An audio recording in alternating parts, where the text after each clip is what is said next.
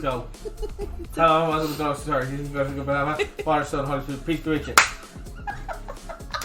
I need to set up a new blooper reel. I'm leaving that That's in. the only blooper reel. Go. Hello and welcome to What's the Story Ghost. I'm your host Annette. And I'm Steven. And today we are on episode 93. Stung by a bee. Steven, have you been to Larne? I have been to Larne. It's a lovely place. I went there, came home, everything was fun. Okay, I'll do it properly. It's very late. We're very tired. We're trying to get through this nice and snappy. Today's episode is one of 3 recommendations from one of our listeners, Steven. I think this one actually Different came Steven. from, not you. He spells it with a PH. Wrongly. Cool. He actually sent the request through his TikTok page, which is Jack Randomer. He's really cool. He does martial arts and he does lots of funny facts and stuff like that. This episode and the next 2 after are his recommendations because I hit a podcaster's block. Is that a thing? Like writer's block? Yeah, it's when you have 2 children. Will you crack on? Please, yeah, let's do this. Crack on.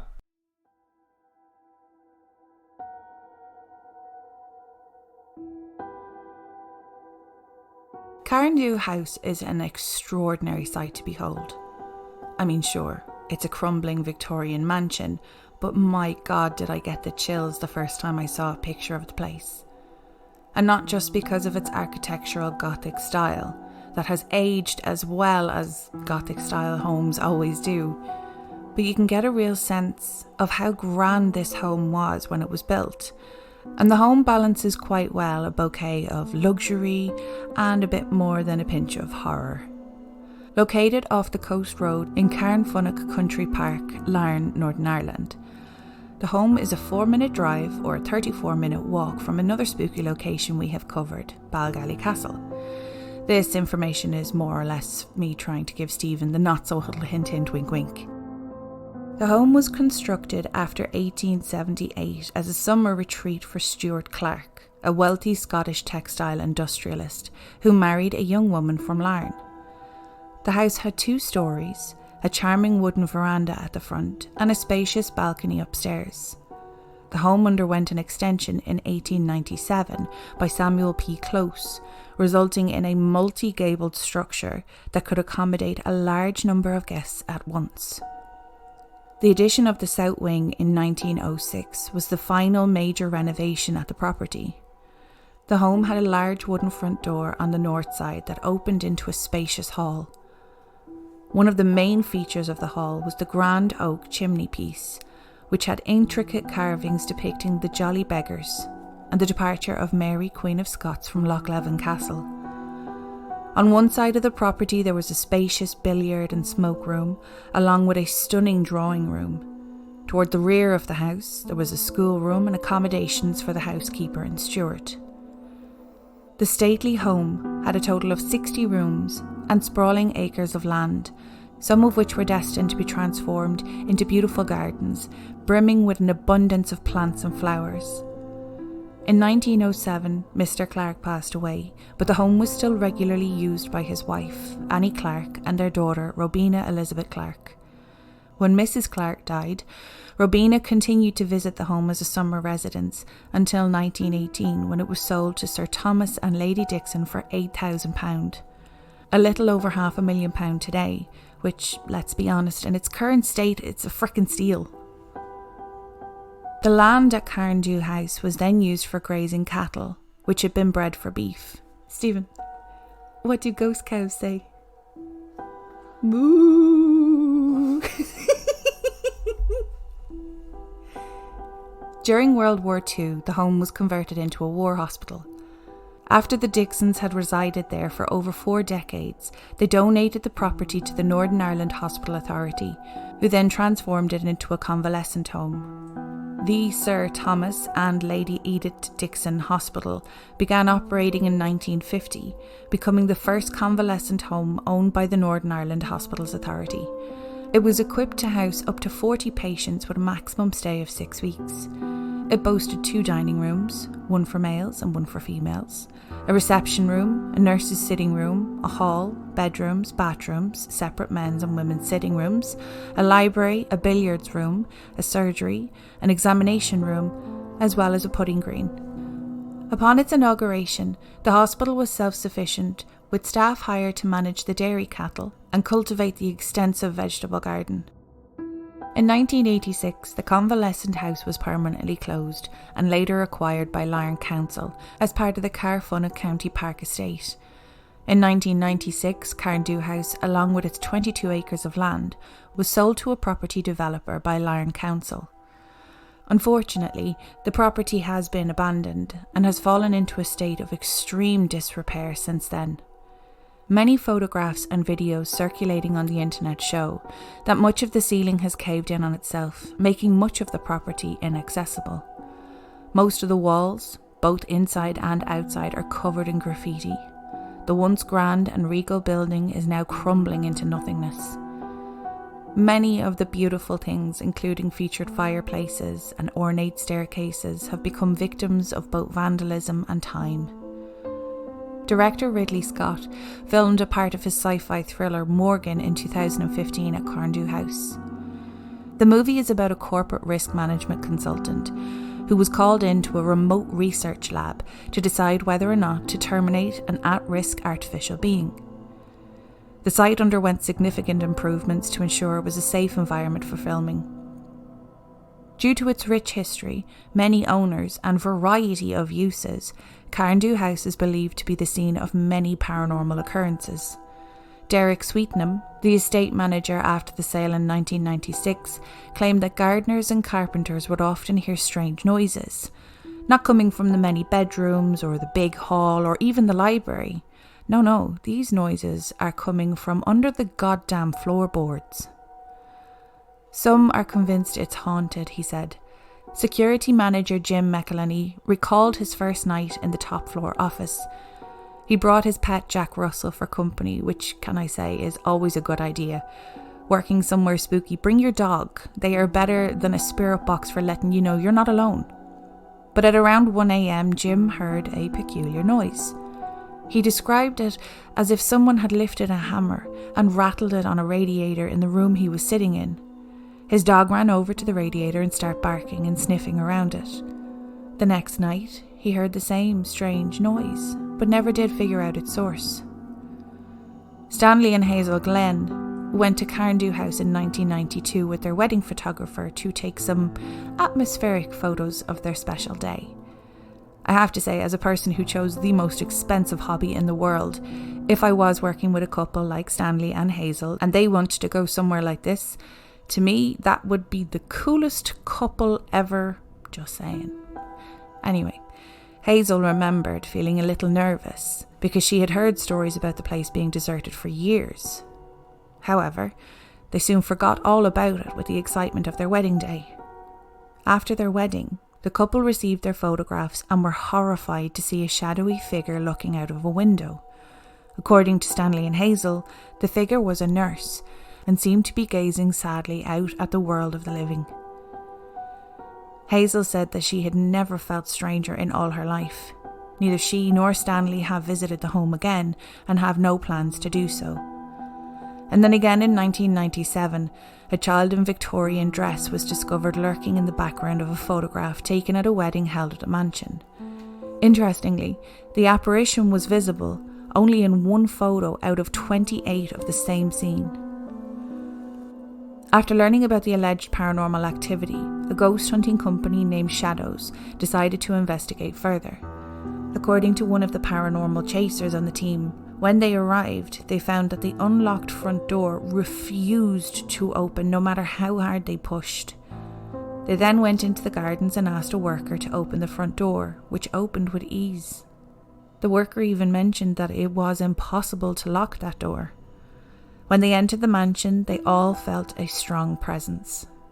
Besides the eerie photographs, there have been many reports of dogs becoming scared while walking in the vicinity of Cairndhu House, or inexplicably barking when there appears to be nothing or nobody in sight. Cairndhu House is widely regarded as the most haunted house in Northern Ireland.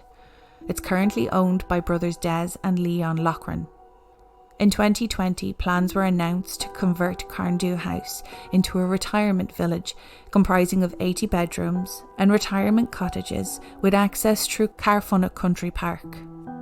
It would operate as a nursing facility with space for palliative care and was estimated that the cost of the project would be around 25 to 30 million. I wonder how much of that budget was allocated for sage and protective crystals. Although that being said, I don't get the impression that the ghosts of Cairndhu House are the type that you want to ward off, more the type that you would like to help move on.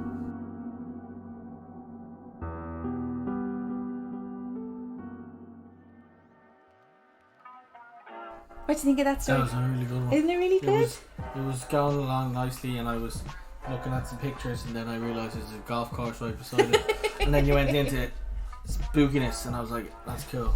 Do you know what's funny though? I think it's because nothing dramatic. I mean, don't get me wrong, it was used as a hospital during the war, but nobody was murdered there, or it wasn't as if there was like a mass suicide or a big familial thing. So it doesn't really. Or somebody died on their wedding day on the way to the church, trampled by a horse or something. Oh, stop! That was an episode that we covered. Oh, that was really early on. That was like within the first 10 episodes or something. Yeah, don't listen to that one. We hadn't got we hadn't got the audio down. Right.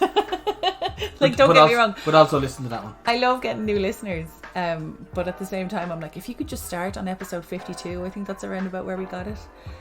Yeah, but because nothing really traumatic happened in the house. All the ghosts are sound. They're just chilling. They all just seem to just be kind of like, I'm just stuck. Like, Ghost is watching Netflix. I never got a chance to tell my sister that I might have copped off with her husband before the wedding, and I can't move on because no, that's still a really bad ghost. Actually, that's a terrible ghost. But I never got to tell my wife the combination of the safe kind of ghosts. But have you seen pictures of the place? Yes. It's spooky looking. And that movie Morgan, I don't think we can get it on any of the things that we stream on, but we can get it on YouTube. But I have to pay like $3.99 for it. And, effort that. But it looks amazing. It's actually got a really good cast. Oh yeah. Michelle Yeoh. Star Trek. What's her name in it though? Captain Giorgio? Giorgio. But the cast looks really, really good, and I know we said if we cover an episode or something and there's a movie slightly relative to it, we'd watch it.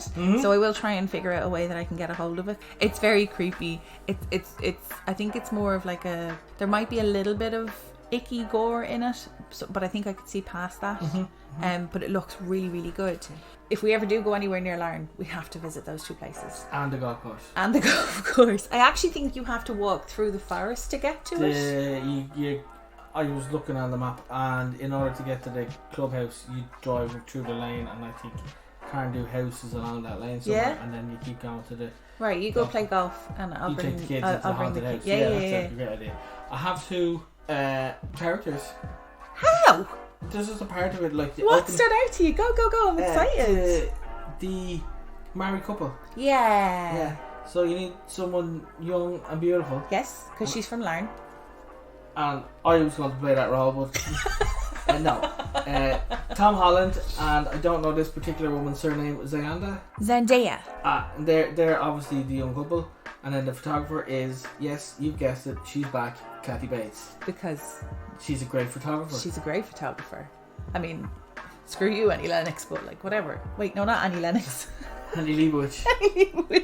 I couldn't think of her name earlier, and I was like, I'm going to go Google it. I was like, no. Kathy hasn't got a role. Kathy has to have a role. Or she could be the nurse looking out the window, kind of like, will somebody please see me and exorcise me? Oh no, you don't exorcise a ghost, you exorcise a person. They need to keep fit. No, exercise. So I fell down a rabbit hole. Go for it. But I would like you to read them because I want to get your genuine reaction. Alright. Should I explain where the rabbit hole came from? No, let's just do it. Good, because it has absolutely nothing to do with the episode. I knew that, that's why I said no. Okay, right, I'll read it out. Dried cat. You make this look easy. Dried cat corpses keep evil at bay. Yeah, okay, seen that. During the Middle Ages and after, it was believed stuffing a mummified cat into your floorboards or ceiling rafters will protect the house from witchcraft. Yeah, okay, absolutely scientific. Many cultures believe cats to be magical creatures who are in touch with the spirit world. So perhaps it's not surprising that after death they would serve as a metaphysical scarecrow of sorts. Of course, some historians think dead cats might also have been used as a real scarecrow to warm to keep the mice warm, to warn mice away. I think that is probably poppycock, but somebody said, do you know what? Here's a great idea. Let's tell people to put cats in the floorboards because it'll keep the spirits away. But what spirits they meant is cold air and moisture, and they insulated their house. Yes. They insulated their house with dead stuffed cats. Next one. All right. Which bottles? Whose bottles? Where bottles? Which bottles filled with human urine? Cool. Already off to a good start here. During the 16th and 17th century, which bottles were all the rage? They were meant to not only protect the wearer from any evil spells a witch might throw their way, but to reverse the spells, sending them back to the creator. How big was this bottle? Was it just carrying a big, excuse my language here, but a big piss bottle around? Genie Mac. These bottles contained disgusting potions. Because the pee wasn't enough. Like. Yeah. Well, you know, maybe they were putting some sage in there to protect the smell. Sorry, let's refresh. These bottles contain disgusting potions that often included various herbs and human urine. Naturally, anyone with bladder issues would boil the urine so the witch would not only get their own bad juju back, but some brand new bladder infections to deal with as well. Sometimes they'd add nails and pins to the bottom of the urine to cause the witch antagonistic additional. So they're boiling it. Jesus, we've come a long way. Imagine the smell of your house, though. Yeah, genius. We just boiled 7-Up now. I was just going to say, it reminds me. I'm in your head. Right, the next one. Chinese curved roofs are meant to confuse ghosts. Cool. Isn't that cool? Yeah. Oh, you're being sarcastic. I never understood that there was like a historical methodology behind it. I thought it was always just architectural and pretty. I think it's a bit of both. In Chinese tradition, spirits are believed to only travel in straight lines, so curves can throw them off. They just loop right back around and go back to whence they came. Traditional rooftops in China are also often topped with statues of mythical guardians and have inscriptions in the tiles to help ward off any wandering evil spirits. Well, that sounds like fun. I think that's cool. Yeah, that's like good building. It's like, let's keep the bad things away. Oh, I love that. They're but so it's pretty. such a better. It's like it's pretty, and it's also not a dead cat. True. There's far more into it than that as well. They strategically build buildings at the north face of every small town, and they're like the shrines or the temples or whatever. Oh, yeah. Because that's apparently where evil is most likely to come in from a certain corner. I might have it wrong, but I went down rabbit holes within rabbit holes, but it was really cool. Right, next one. Hiding shoes in a home's nook and crannies keeps the devil away. It's like the cats all over again. Yeah, but like, it's all smelly things. It's piss in a bottle. And shoes. Dead cats. Yeah. And, well, my shoes stink. All it took was one priest in the 14th century England claiming he was able to trap the devil in a boot, and suddenly shoes became the gold standard of evil repellent. People began stuffing shoes in random openings wherever they felt evil could slip through, like cracks in the walls or floorboards to keep demons and witches. Was the priest selling the shoes? Do you know what? It does sound a little salesy. Yeah. Like it could have been the origin of door-to-doors. Yeah, definitely. Yeah. Loftus Hall. Didn't he leave a hole in the roof, but he left his boots behind? Can't remember. I do remember finding a shoe in the wall when we went to the prison in Cork. Yeah! But you know what? Again, that could just be like someone trying to fill a hole. With a shoe. Mm-hmm. Elf arrow amulets can be used to protect humans or to kill them. What's an elf arrow amulet? An old bit of Scottish lore tells of elf arrows that fell from the sky to be used by the elves and fairy folk. With the arrows, they kill cattle and human. Okay. Death from the sky. Yeah. Once these enchanted weapons got into human hands, though, they became talisman, able to protect humans from witches. Oh, it's like stuck in the mud, so when somebody climbs under your leg, you're freed again. If you catch the arrow, you can kill the bad guys, kill the chasers. Well, that's what this says. It says that if you actually go looking for an arrow, you won't find one. Sometimes they just appear out of nowhere. And if you can get your hands on one, you're a lucky duck. You have to be the chosen one. To be the sword and the stone guy. Yeah, kind of. Or you just, chose that route to walk randomly on. Right, I think that's it, actually. Alright. I have no idea where that list even came from. It was a bit random thrown in there. Yeah, but you know what? A week or two ago, when I wrote out all these episodes, it probably made sense for it to be there. Yeah. But here we are in the future. Can't go back in time now. Who do you think you are? I just thought they were interesting facts that I like.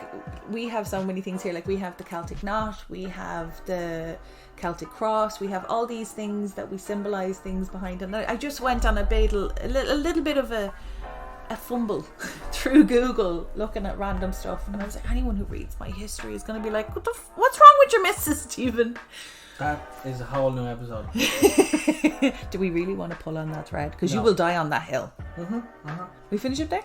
Yes, say your words. Perfect. So thank you so much for listening to today's episode. I will of course include links in the show notes, and if you have any questions on this or any other episode, our socials are What's the Story Ghost on Instagram and What's the Story Ghost at gmail.com if you have any personal stories you would like to share. And those are all my words. Exit jingle. Exit jingle.